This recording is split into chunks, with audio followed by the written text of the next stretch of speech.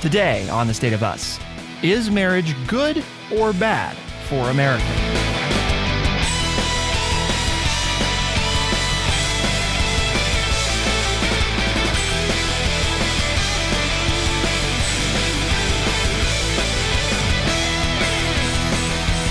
Welcome to The State of Us. I'm your host, Justin T. Weller, joined today by the one and only, your friendly redneck liberal, and the senior resident historian here at True Chat.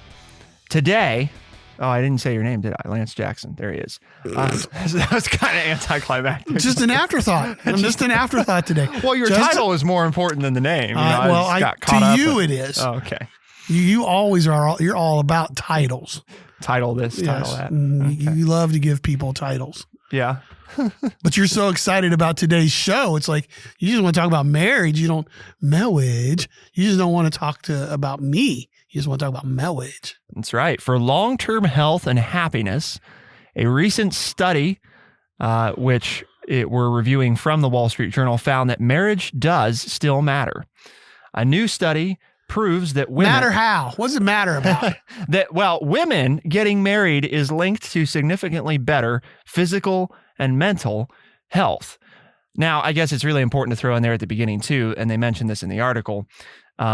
It's also important for men. Actually, a number of other studies have indicated that it's perhaps even more important for men than it is for women for their overall long-term health. And you might say, well, how much of an impact? How important are we talking? How are they justifying these opinions?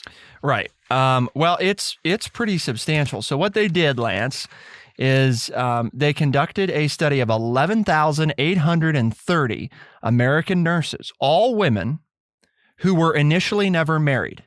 And they compared those who got married between 1989 and 1993 with those who remained unmarried. They assessed how their lives turned out on a wide range of important outcomes, including physiological well-being, health, and longevity over about 25 years. And in most cases, they were able to control for the nurses' well-being and health in 1989. So before any of them had gotten married, as well as a host of other relevant factors such as age, race, and socioeconomic status. So basically, in other words, all things being equal is what we're telling you here. Okay. This helped them rule out the possibility that, for example, happiness predicated marriage rather than being predicated by it. Because that's something that, I mean, even as I was reading, that came to mind as, okay, well, maybe it's happy people get married and people who aren't happy don't get married. And, Which we know that first, happiness, the chicken or the egg, right? And we know that happiness plays a big role in longevity. I mean, we've done those shows before. So that wouldn't be a crazy thing to assume. But basically what they're saying here is that both happiness and marriage might be predicated by some hidden third factor, but the findings don't seem to indicate that. So this grumpy old man across from you is alive because he's still married?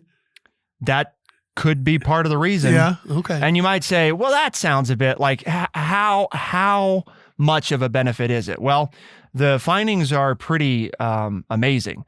The women who got married in the initial time frame, including those who subsequently divorced, had a 35% lower risk of death for any reason over the follow-up period than those who did not marry in that period. Compared to those who didn't marry, the married women also had lower risk of cardiovascular disease, less depression and loneliness, were happier and more optimistic, and had a greater sense of purpose and hope.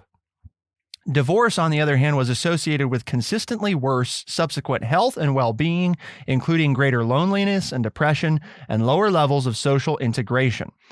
There was also somewhat less robust evidence that women who divorced had a 19% higher risk of death for any reason over the 25 years of follow-up than those who stayed married. I wasn't sure to address this. I'm going to ask you, maybe you figured it out when you read it. So being married's the best. Divorce hurts you. Where does staying single fall? You're still better off being married than single. But what if I got married and got divorced? Would I be better off if I had remained single than getting married and being divorced? I'm thinking of, right. Maybe I don't want to get married. Did you get remarried or are you just divorced? Okay.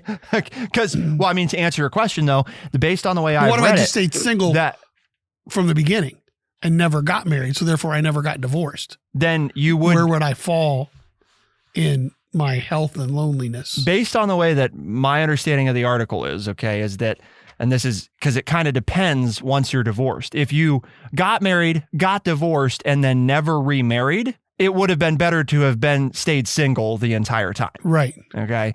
But if you got married, got divorced, got married again, and you're currently married, then that's still better than it was to be single. There's a lot of questions, obviously, that are raised by this, because the study's focus on women offers important insights into the view of continuing, in the view of the continuing hold of feminist critiques of marriage as an instrument of patriarchal domination.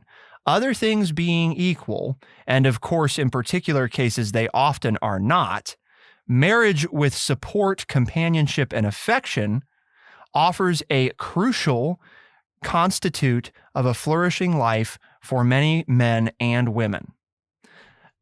That, I think, that one there requires some dissection.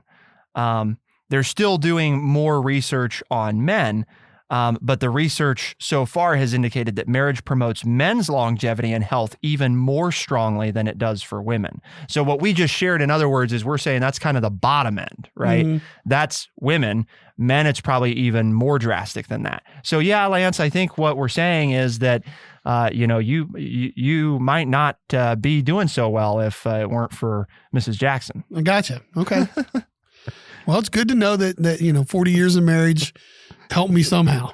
It's done something for kept me around. Okay. At least according to this study. At least according to this study. Okay. But I think it is interesting. It also benefited her, so that'll be good. I can go home and tell her that. That's right. Yeah, I'm not sure. It wasn't just I'm you. sure there's on daily occurrences she's questioning whether or not being married to me for 40 years it was worth it. You say, "Oh, honey, I just read this article.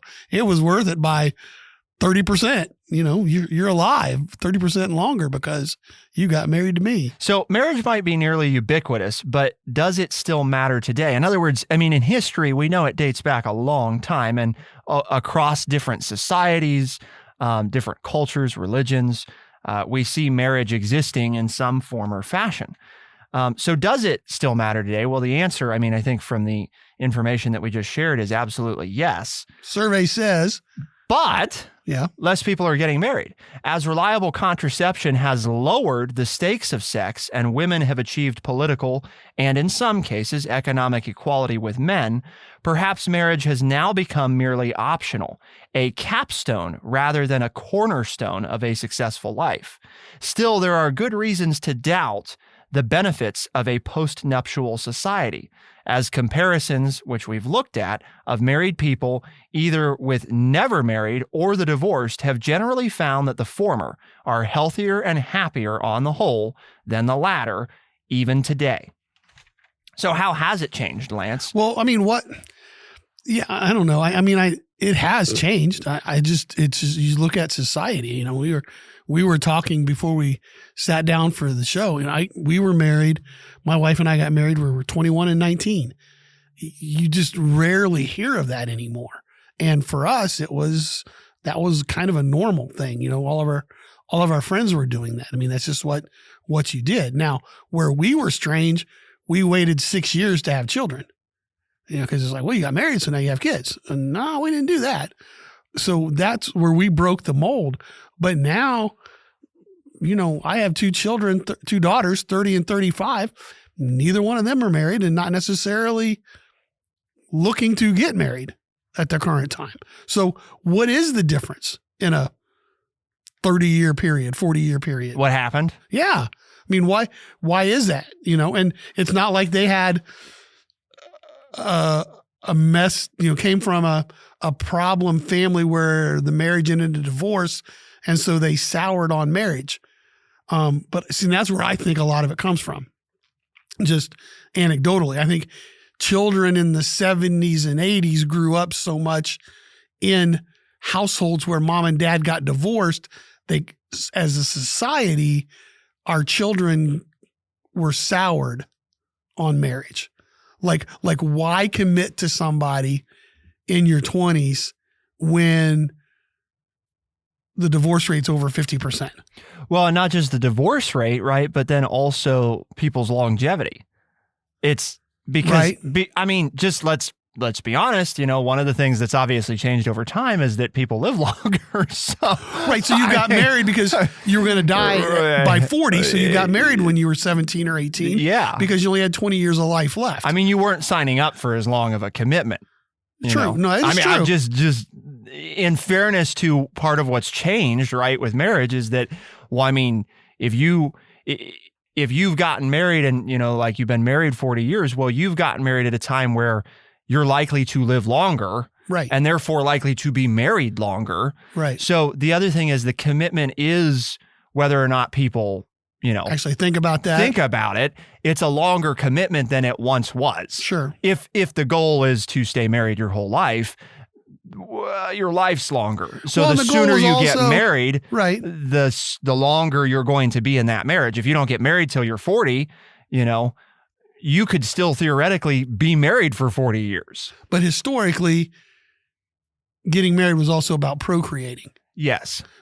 And that's something that's because it was necessary. Drastically. It was necessary and needed. Correct. Because you had to have more hands to help work the farm. You had, you had to send more kids, to work in the factory so that you could have enough money to survive. You don't necessarily have to. And do then those now things. you don't need that, right? And now it's not. You can make it on your own and be successful and not need the extra hands.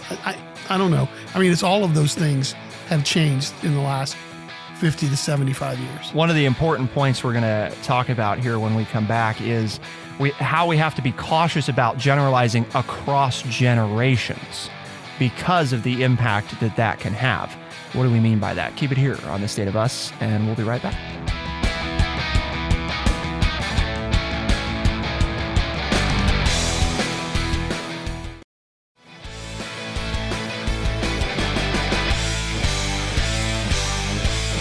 Caution. Don't throw it to the wind. We have to be careful about generalizing across generations. The Gen Xers in the sample that we've been discussing so far, deciding for or against marriage, were in a different cultural setting than young adults are today. In the past 30 years, for instance, norms against extramarital cohabitation have relaxed considerably. As recently as 2001, Gallup found that only 53% of Americans thought that sex outside of marriage was morally acceptable. So about 1 in 2 Americans. But by 2021, that figure had gone up to 76%. So 3 out of 4 Americans. Pretty big change. Our data can't tell us how that change has shaped the significance of marriage today, though recent research has typically found that unmarried cohabitating couples report less happiness and relationship stability still than do married couples.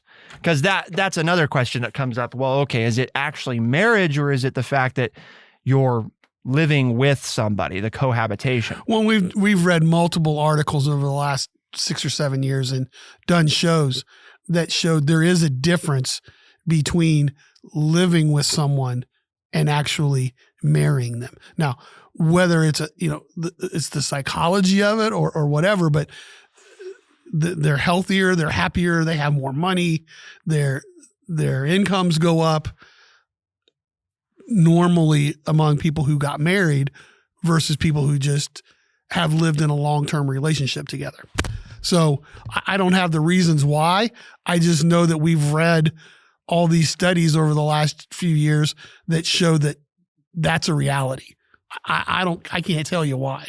I wish, nobody can figure out the reason why, but it is a truism that once you make that commitment to marry, you're better off than if you are cohabitating. But now, is cohabitation better than being single? Than nothing. Well, we did talk about from a financial standpoint, yes, because that's the other thing that we're going to get to. Okay. The authors think that it's unsettling to consider the rapid displacement of marriage from American life, given its profound effects on health and overall well-being. In 2021, the annual marriage rate reached an all-time low of 28 marriages per 1,000 unmarried people. That's down from 76.5 per 1,000 unmarried people in 1965, a trend that's driven both by rapid increases in cohabitation and by even steeper rises in individuals living alone. The U.S. leads the world in the percentage of its children growing up in single-parent homes today, 23% in 2019, compared, for example, to 12% in Germany.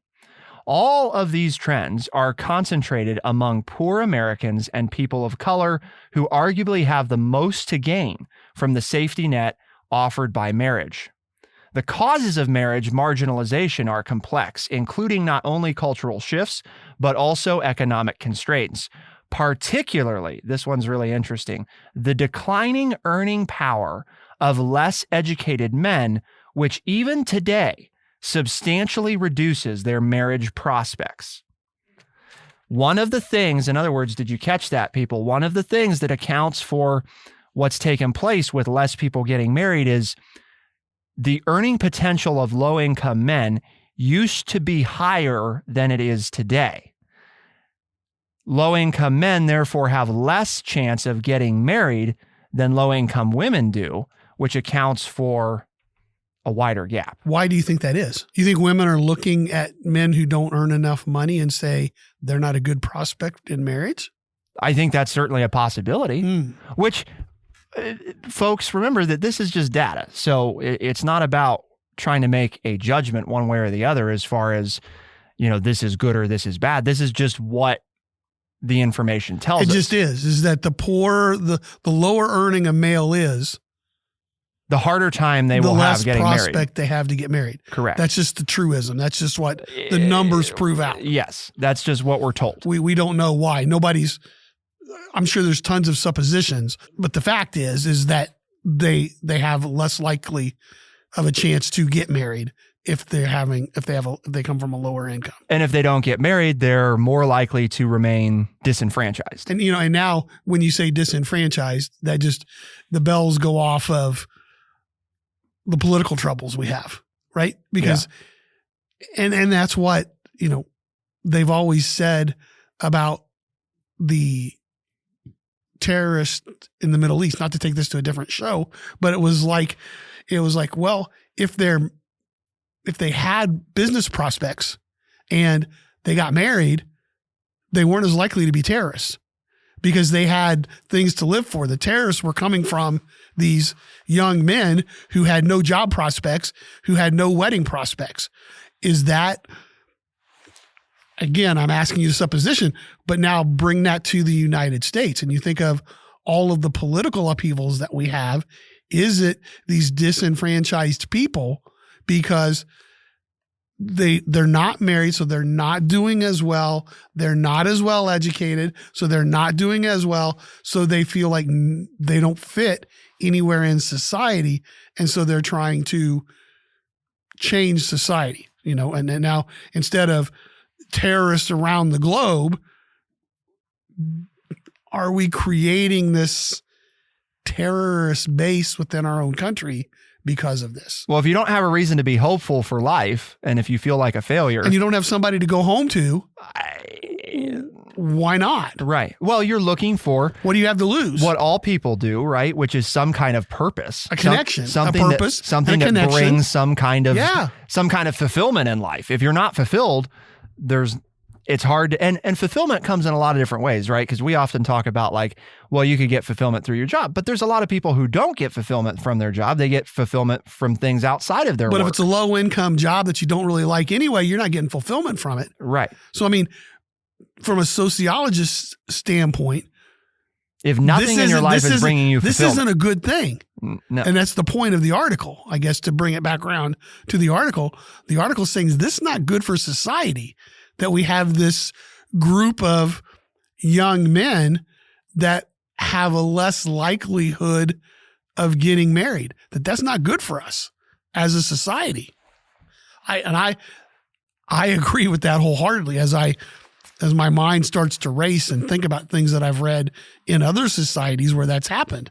I mean, it makes sense to me, right? I mean, that it's a logical thought process. Right. Because it's not just related to longevity, it's related to earning potential.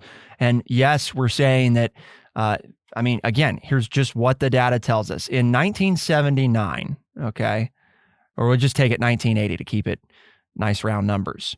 The highest earners, right, those in the top earning bracket, 80% of them at age 33 to 34 were currently married, okay? By comparison, the lowest earners in 1980, 58%, okay? So we were at 80% and 58%. So 22% difference. 22% difference. Fast forward to 2018, the year for which data is most recently available, still 80% for top earners. So they haven't moved. They haven't moved. Bottom earners down to 38%. So it's not that marriage is a guarantee to a better financial future, but right. But the numbers show that your odds are better, right? The other thing just to point out, children living with two married parents by income, okay, in 1980, 43% for the bottom earners, okay? Children, 43% of children living with two married parents. And you look at 1980 for the top earners, 95%.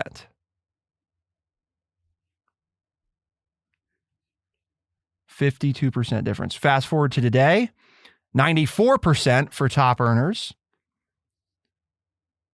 35% for the bottom. Gone down a little bit. But the point is, I think the point's less about that trend over time and more about the fact that it's remained fairly consistent, but the gap is so large. I mean, again, today, 2018, well, we're not in 2018, but again, the most recent data, in 2018, 35% of children in the bottom income bracket were living with two married parents versus 94% in the top bracket. Huge. I mean, not like, oh, this is a little tiny difference. This is like. Well, and you think of the debates going on within government and society over how we take care of families and the definition of families, you can see that it is why those conversations are going on. There's two different types of families out there, at least, if not 3, 4, and 5, and they're totally different than when you look at the average age of our senators. Well, they're thinking about a different world. They're not even in touch with the world that's out there now. And we've got this disconnect and no direction as to what to do to solve these problems. I know, another show, but it's just like, the bells are ringing here in my head as you talk about these things. Oh, that's why we have these problems. That's why we have these issues that we have. So is what we're saying that, and keeping in mind for our listeners that the two people who are talking to you right now both happen to be married. So, there's definitely some bias probably in this equation. But I'm not even judging people who aren't married or don't get married. I'm just like, look, when you start to equate the problems we're having in our society and you look at these numbers, is that what's going on? I don't know. I'm asking the question. But we're big on getting to the root, and that's exactly what I want to do next, because I think the question that comes up is like, okay, well, basically what you're saying is I have a better chance of being happy and successful if I get married, so what I need to do is get married. But we still haven't answered, why does marriage cause these things? Because really I think that's the bigger thing here. I mean, great, this data tells us that you should get married, but like, okay, so you should get married, but why? Why is marriage producing these effects? Why does it do these things that it does? That, is equally as important as these finding themselves, because that, I think, is going to be part of what tells us Is it marriage, or is it what marriage constitutes? Causes you to do that leads to these good benefits. Keep it here on The State of Us. We'll be right back.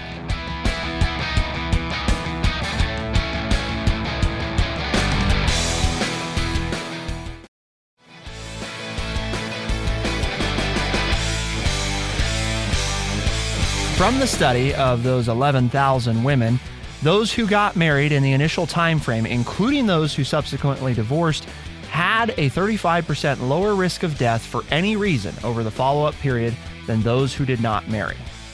The conclusions, right, are that divorce could possibly increase your chances of mortality by a fifth, while getting married or staying married could increase your chances of longevity by a third, by more than a third. So the effects are profound, and that's what we've been talking about, but really is why? Why are married people, on the whole, better off than their unmarried counterparts? Now, the study doesn't tell us that, okay? So in fairness, this is, Lance and I have shared the information with you, and now it's time to just kind of break that down. We also talked about marriage has substantially decreased. The percentage of people married has substantially decreased. All things that we know. So I'll tell you what I think, and then we'll let Lance see, how he feels about this. I think part of what's happened is we've, at least in the United States, so let's just narrow down to the US, because we talk about globally, then the data starts to change. But at least in the United States, we've moved toward a society that we say we want people to be closer and more equal in opportunity and what they can do, right? Across ages, across races, across sex, but particularly across race and sex. Is that a good thing? I think so. I think so. Maybe not everybody listening thinks so, but hopefully you think so. Is it a good thing that women have the possibility to not necessarily on average earn as much as men, but that gap is closing, that women have more rights than they used to have, that they're closer to men and equal rights than they used to be 100 years ago? Yes, I think those are all good things. Are there also things that we're now experiencing in society because we've shifted our societal mindset, not just about women, right?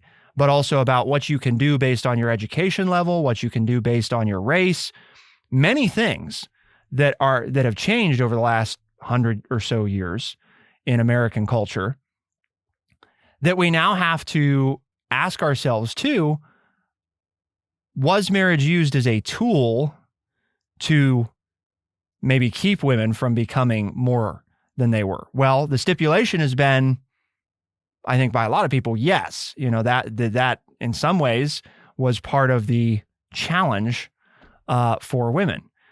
However, the data tells us that even today, if you're married and in a healthy relationship, then it's better to be married than not.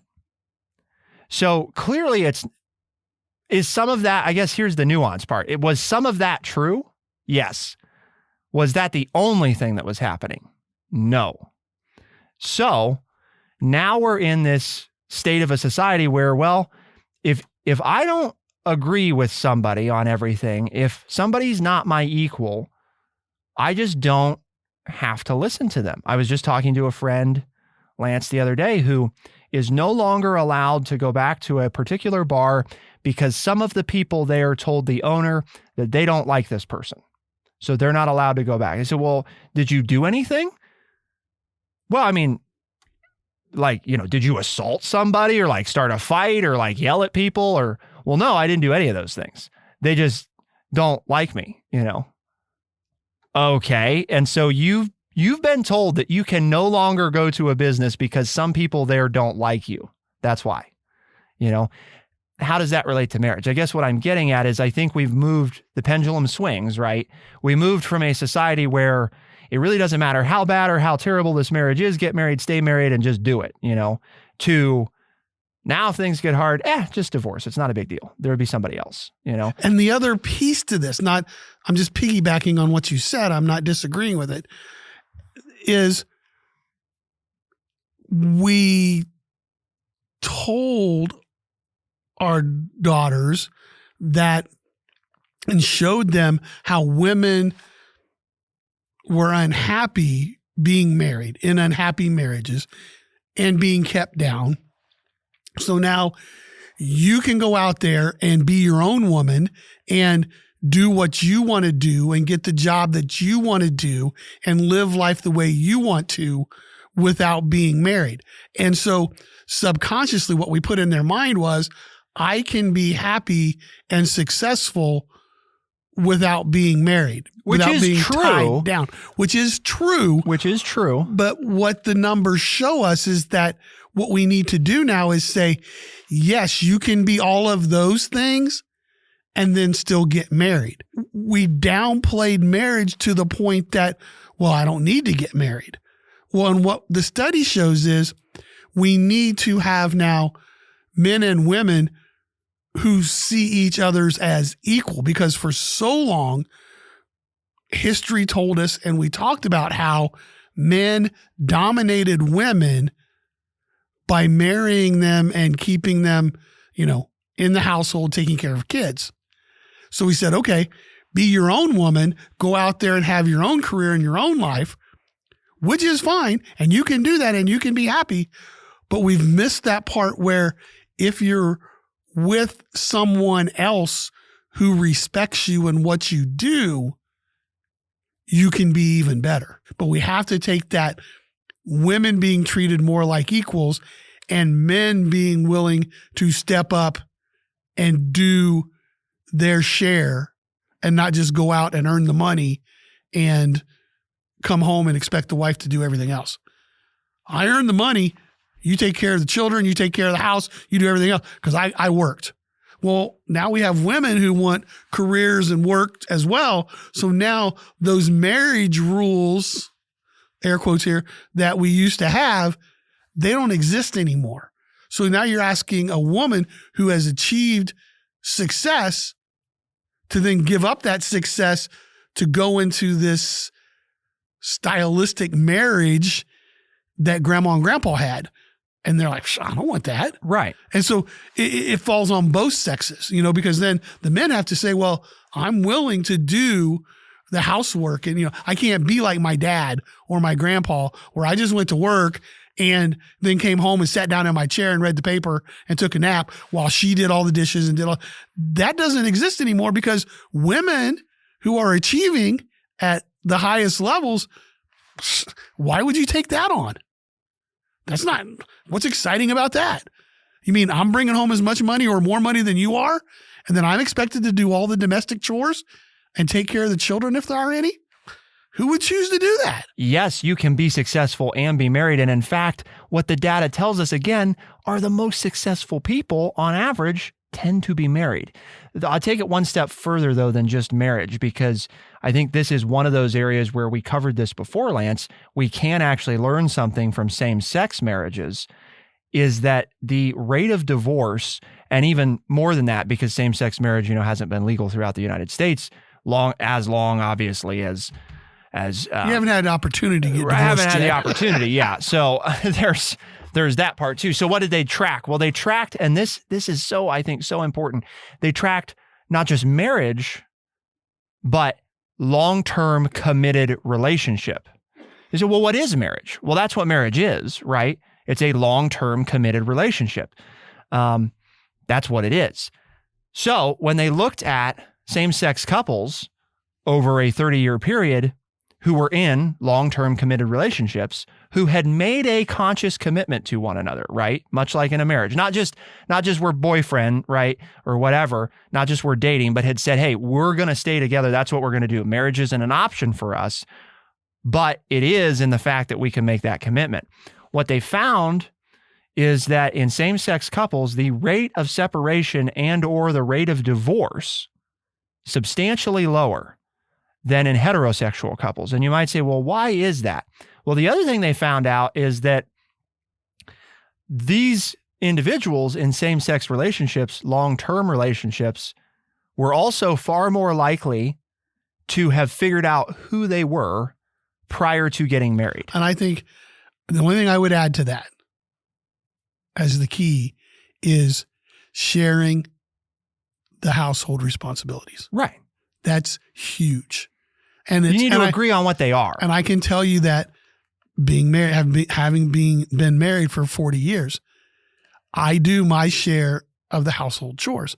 And I know my daughters have said, Dad, that's why it's so hard to find somebody, because they expect a certain role out of me that wasn't mirrored in my home. And I think that's the key. And it's okay if one of you does all of them, as long as you have talked it out and both of you are in agreement that that's the way it should be. But you have to come to that It shouldn't be assumed. That it should be a discussion. It should be a discussion, and you're going to take care of these things and I'm going to take care of these things. And that's the key, along with having that commitment and knowing who you are and being willing to work through the problems. Because that's what I tell people. Just because you get married and you love somebody doesn't mean you're always going to have good days. The way I've always put it is, there's going to be times when your partner is struggling and you're good. Then there's going to be times where you're struggling and they're good. Then there's going to be this little window when you're both doing well, and then marriage is like heaven. My version of heaven. It's just wonderful because everything's clicking for both of you. And then the hard times are when you're both negative and you're both down, because then you see no reason to stay together. So, but luckily that doesn't happen very much. But that's the struggle of being married, is when you're both struggling or you're both down. Most of the time, one of you is good and the other one's not. And so you carry the other one. And then when you're down, they're up. And so they carry you. And then when you're both good, it's great. And when you're both bad, that's when you have to struggle to stay together. I'm feeling good. My partner's down. I bring them up. And when I'm down, they kind of bring me up. So why we have this conversation today, Lance? We just tell everybody to get married? No. We're talking about how to do marriage in a modern society better. Yeah, and I think that's the change. And that it still can matter. Marriage is different today than when I got married, but I think the rules still apply, and we have to educate people, right? And that's our mission here at True Chat. We're just trying to educate people by providing honest, open, and respectful conversations. And that's what we've done today. We're not telling anybody what to do, but here's what the study says, and here's how we think you can achieve what the study says will make you the happiest and the most successful. If you've enjoyed today's show and you're talking to family and friends about it, and they say, well, that sounds like something I'd like to listen to, you can tell them as a podcast. We are on Spotify, Overcast, Stitcher, Apple Podcast, and everywhere podcasts are found. The State of Us releases new episodes Tuesdays and Thursdays as a podcast. Those same episodes are found on the weekends on AM and FM radio stations across the United States. For The State of Us, I'm Justin T. Weller. I'm Lance Jackson. Special thanks to producer Bradley Butch. Thank you all, our audience, for tuning in. We'll see you next time. Be the change.